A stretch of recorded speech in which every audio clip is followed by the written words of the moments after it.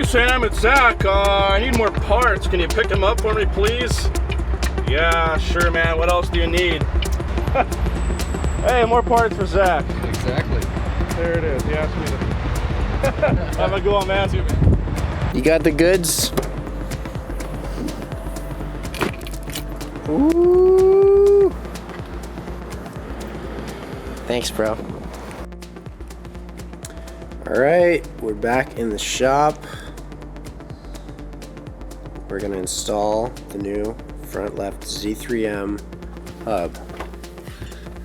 From all of my research, this works with E36 M3 conversions, so hopefully we don't run into any more issues. We got the excessive manufacturing diff brace chilling right here. We will install this tomorrow. But for now, I want to get this hub on.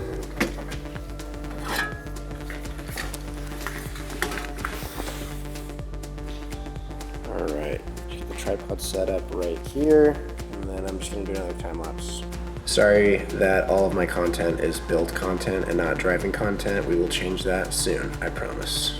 Just gotta get the car like in tip-top shape. Then we'll be good to go. Then we'll get more driving and fun content for you. Time lapse begins now.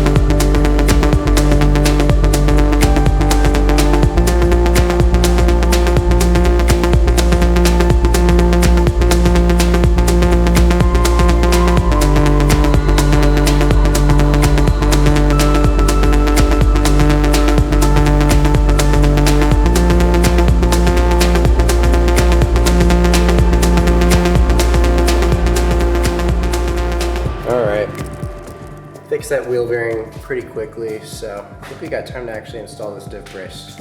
Might as well do it. So I grab our tripod here, and already jacked up the rear end of the car. So got a jack stand under it too. Now it's just time to get under there and put this thing on. It'd be nice to have somebody here to help me film, but you know, sometimes you gotta just do things yourself. So, let's see.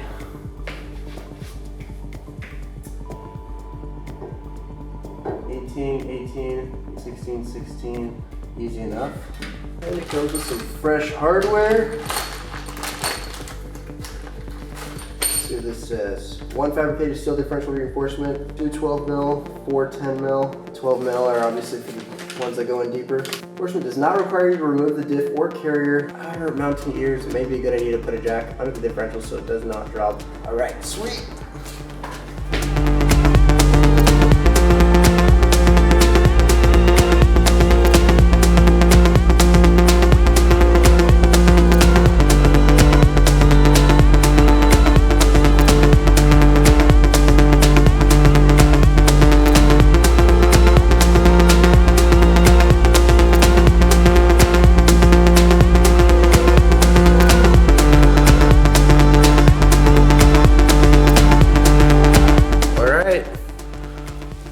All installed.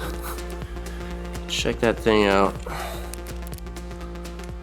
So, as you can see, we've got the diff brace installed, the bolts to the right and the left.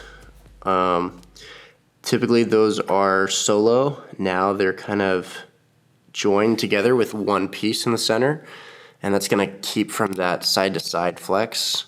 And hopefully it will also help a little bit from that front bolt right there from a up to back flex. I don't know if that's actually going to help with that, but I bet by keeping it from going side to side, it's gonna make it a little more stiff and less flexible. So now the next thing that's gonna snap, if any, would be these M3 axles.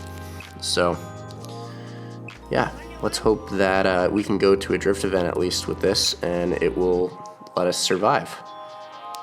So big thanks to Excessive Manufacturing down in Portland.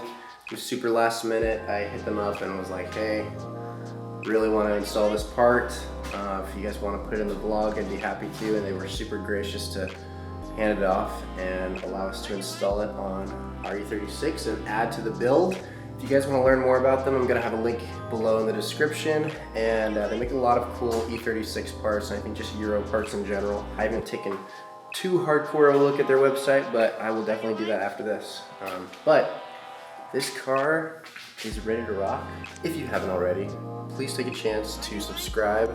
If you're already subscribed, hit the bell by the subscribe sign so that you get notifications for the next thing we upload, because YouTube sucks and they don't want people to watch our content.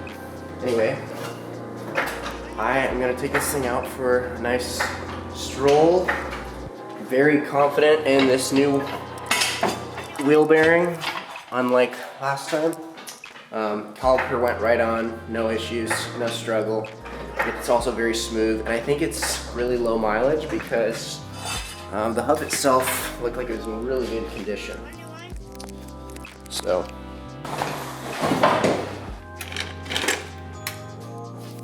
yeah, sweet.